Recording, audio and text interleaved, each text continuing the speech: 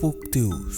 Gẹ́gẹ́ bẹ́ẹ̀ ti mọ̀ pé lórí ìkànnì tá a wà yìí, àwọn ìtàn tó jẹ́ ojúlówó la máa ń fi ìjìnlẹ̀ rẹ̀ mú ọkàn gbogbo ọmọ Yorùbá wá sí ipa ọgbọ́n. Ní ìgbà àtijọ́, bí èèyàn bá ń rojọ́ jù tàbí tó ń sọ̀rọ̀ jù, wọ́n á ló ń kà bíi dínkà. Púpọ̀ nínú àwọn ọ̀dọ́ àti èwe ìwòyí ní ò mọ ìdí tí àwọn àgbàlagbà fi máa ń fi ọmọ tí bá ń rojọ́ wé dínkà. Ẹ wá nǹkan fìdílé tàbí kẹ́ fìdílé nǹkan kẹ́ ẹ máa gbádùn ìtàn tó padà di àrọ́bá. Bó bá jẹ́ pé ìgbà àkọ́kọ́ rèé tẹ̀yin ń bá wa ṣe alábàápàdé lórí ẹ̀rọ ayélujára, ẹ má gbàgbé láti bá wa pín fọ́nrán yìí àti láti fi ṣọwọ́ sí gbogbo àwọn olólùfẹ́ èdè Yorùbá pátápátá. Ó ṣe pàtàkì láti tẹ agogo ìrántí kẹ́ ẹ bá lè máa rí wa wò ní gbogbo ìgbà tí a bá ń fi fọ́nrán míì léde.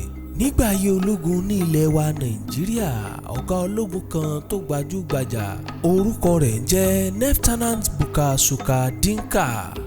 Ọ̀kan nínú àwọn ológun àkọ́kọ́ tí ilẹ̀ wa Nàìjíríà kọ́kọ́ rán lọ sí òkè òkun láti lọ kọ́ṣẹ́ bí wọ́n ti ń jagun. Lieutenant Buka Suka Dimka, ọ̀gágun yìí jẹ́ ọmọ bíbí ìlú Plateau. Wọ́n sì bí ní oṣù karùn-ún ọdún 1940. Ìlú Australia ní Popsi ní ilẹ̀ wa Nàìjíríà rán ọ̀gágun yìí àti àwọn ẹmẹ̀wà rẹ̀ lọ láti lọ kọ́ bí wọ́n ṣe ń jagun. Lẹ́yìn tó parí ẹ̀kọ́ rẹ̀ lórílẹ̀‐èdè Australia ni wọ́n fi jẹ́ oyè Lieutenant ẹlẹ́ẹ̀kejì ìyẹn nínú ẹgbẹ́ ọmọ ogun orílẹ̀‐èdè Nàìjíríà. Lieutenant Buka Suka Dimka ń báṣẹ́ ológun rẹ̀ bọ̀ nílẹ̀ yìí. Ó darapọ̀ mọ́ ìdìtẹ̀gbàjọba tó wáyé ní July 1966. Ìdìtẹ̀gbàjọba yìí òun ni wọ́n fi lé General Aguiyi-Ironsi kúrò ní ìjọba. Ìdìtẹ̀gbàjọba òun ló sọ Gowon di olórí ìpínlẹ̀ gbogbo. Ó sì ṣèjọba fún ọdún 9 gbáko láìsí àrídájú wípé ó lè padà gbé ìjọba fún alágbádá. Nítorí ìdí èyí, àwọn ọmọ ológun tún pinnu láti dìtẹ̀gbàjọba lọ́wọ́ Gowon. Lieutenant Buka Suka Dimka ó jẹ́ ọ̀kan pàtàkì nínú àwọn tó ń pinnu láti dìtẹ̀gbàjọba ọ̀hún. Ní ọdún 1975, wọ́n dìtẹ̀gbàjọba lọ́wọ́ Gowon. Ìdìtẹ̀gbàjọba ọ̀hún ó lọ gẹ́gẹ́ bí wọ́n ṣe fẹ́. Ìdìtẹ̀gbàjọba òun náà ló sún Murtala Mohammed sí ipò agbára. Àsìkò yìí gangan ni Buka Suka Dimka ṣẹ̀ṣẹ̀ gba oyè. Ó gba oyè Lieutenant Colonel. Èyí ló mú kó ní agbára sí i, ó sì sọ di ọ̀gá àgbà lẹ́nu iṣẹ́ ológun. Nígbà tó pé ìgbà ọjọ́ gẹ́rẹ́gẹ́ tí wọ́n búra fún Murtala Mohammed gẹ́gẹ́ bí olórí gbogbo ìpínlẹ̀ pátápátá, Lieutenant Buka Suka Dimka ó tún ṣe nǹkan tí ẹnikẹ́ni ò fọkàn sí. Ó pe àwọn ọmọ ológun jọ. Gbogbo wọn parapọ̀, wọ́n wọ aṣọ tí kìí ṣe tológun, aṣọ tí gbogbo èèyàn mọ̀ sí Babangida. Wọ́n tọ́jú ìbọn wọn sí abẹ́ aṣọ ọ̀hún. Wọ́n sì dúró lẹ́gbẹ̀ẹ́ ilé epo kan.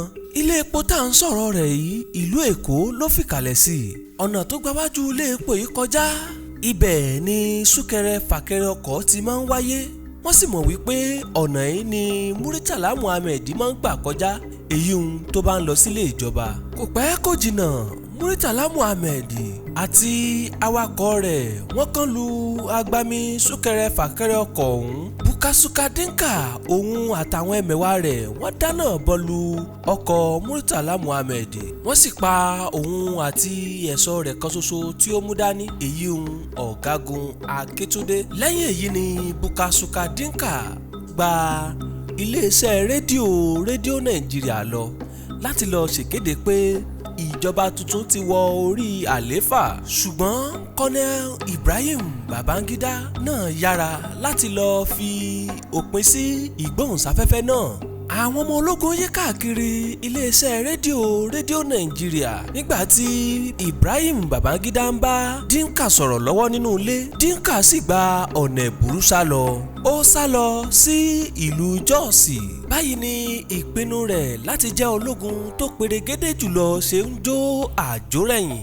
Àwọn ọmọ ológun tó jẹ́ aláṣẹ ilẹ̀ Nàìjíríà lásìkò náà, wọ́n kéde wíwá Buka Suka Dimka wọ́n sì pàṣẹ fún gbogbo iléeṣẹ́ rédíò àti tẹlifíṣàn pé kí wọ́n máa pariwo rẹ̀ ní ìṣẹ́jú mẹ́ẹ̀ẹ́dógún. Dimka fúnra rẹ̀ òun náà ń gbọ́ rédíò ó sì ń wo ẹ̀rọ móhùnmáwòrán. Ó mọ̀ wípé ìjọba Nàìjíríà wọ́n ń wá òun.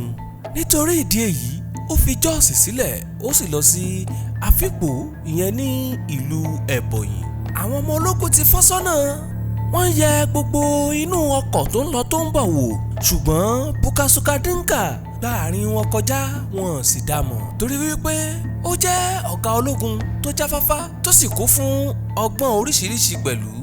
Ó dé ibi tó ń lọ èyí ní ìlú Afikpo ní ìpínlẹ̀ Ebonyi. Ó sì gba ilé ìtura kan tí wọ́n ń pè ní Friendship Hotel lọ.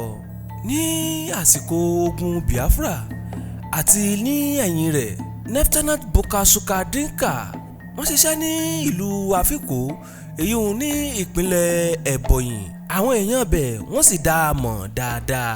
Nínú àwọn ọ̀rẹ́ rẹ̀ àtijọ́ tó ní ní ìlú náà òun ni Ugo. Ní kété tó dé Friendship Hotel ló ti fi tó àwọn aláṣẹ tó wà ní ilé ìtura náà létí wípé kọ́mọ̀ rán ni sí Ugo pé kó wá yọjú sóhun. Lásìkò yìí kò tíì sí ẹ̀rọ ìbánisọ̀rọ̀ torí ìdí èyí àti máa bára ẹni sọ̀rọ̀ kò rọrùn bíi tayé òde òní. Kò pẹ́ ní ọ̀rẹ́bìnrin Lieutenant Buka Suka Dimka Ugo ó dé bá a ní ilé ìtura tó farapamọ́ sí. Wọ́n sì jọ wà níbẹ̀ títí tí ó fi di àárọ̀ ọjọ́ kejì. Kílẹ̀ tó mọ́ ìròyìn ti gba gbogbo ògbóró kan wípé Buka Suka Dimka wà ní ilé ìtura Friendship Hotel. Àwọn ọmọ ológun gbáradì wọ́n sì mórílé ọ̀nà ilé ìtura ọ̀hún. Bó ṣe débẹ̀ ni wọ́n dìgbòlu ilé ìtura ọ̀hún wọ́n sì rú gbogbo àwọn tí ń bẹ jáde. Àmọ́ Buka Suka Dimka ti gba ojú fèrèsé bọ́ sí òdì kejì ó sì ti sá lọ. Inú igbó tí ò jìnnà sí ilé ìtura ọ̀hún ni Buka Suka Dimka farapamọ́ sí. Lẹ́yìn ọ̀pọ̀ wákàtí ó jáde ó lọ wọ mọ́tò ó tún fẹ́ bẹ̀rẹ̀ ìrìn àjò tuntun. Nígbà tó wà nínú mọ́tò ó tún padà gbọ́ ìkéde wípé ẹnikẹ́ni tó bá bá wọn rí Dimka kó fi lé agbófinró lọ́wọ́. Ó sì tún rí ọ̀pọ̀lọpọ̀ ibi tí àwọn ọmọ ológun ti gbégi dínà tí wọ́n ń yẹ inú ọkọ̀ wò. Èyí ló mú kó pinnu láti fi ara rẹ̀ sílẹ̀ ó sì fara rẹ̀ lé ọmọọṣẹ́ ọlọ́pàá pátápátá kan lọ́wọ́. Ó sì júwe ara rẹ̀ wípé òun ni Lieutenant Buka Suka Dimka tí wọ́n ń pariwo lórí rédíò àti tẹlifíṣàn pé wọ́n ń wá. Ọlọ́pàá yìí fi pápá òfin mú ó sì fà á lé àwọn ọmọ ológun tí ọ̀rọ̀ kàn lọ́wọ́. Àwọn ọmọ ológun gbé Buka Suka Dimka lọ sí ìlú Èkó níbi tí ó ti lọ jẹ́jọ́. Wọ́n sì fi ẹ̀sùn ìdìtẹ̀gbàjọba àti ìpànìyàn kàn án. Ní gbogbo àsìkò ìgbẹ́jọ́ yìí Lieutenant Buka Suka Dimka ò parọ́ wípé òun ò lọ́wọ́ nínú ìdìtẹ̀gbàjọba àti ṣíṣekúpa Murtala Mohammed. Ìjọba ológun sì pàṣẹ wípé kí wọ́n lọ fi ẹ̀yìn Buka Suka Dimka ti àgbá kí wọ́n sì fi ìbọn pa á. Èyí ni ìtàn ìgbésí ayé Lieutenant Buka Suka Dimka. Tí fọ́nrán yìí bá ti ṣe ọ́ láǹfààní kan tàbí ó ṣẹ̀ṣẹ̀ ń bá wa pàdé fún ìgbà àkọ́kọ́ tẹ agogo ìrántí subscribe button láti máa bá wa pàdé ní gbogbo ìgbà tá a bá fi fọ́nrán míì léde. Ẹ bá wa pín kó kálé kó kákó kó lè dé ọ̀dọ̀ àwọn olólùfẹ́ èdè Yorùbá àti àwọn tó nífẹ̀ẹ́ sí ìtàn ilẹ̀ wa Nàìjíríà. Orúkọ mi ni Àrẹ̀mú Olúwadámiláre. Ẹ ṣé tẹ̀ ń gbọ́ wa o.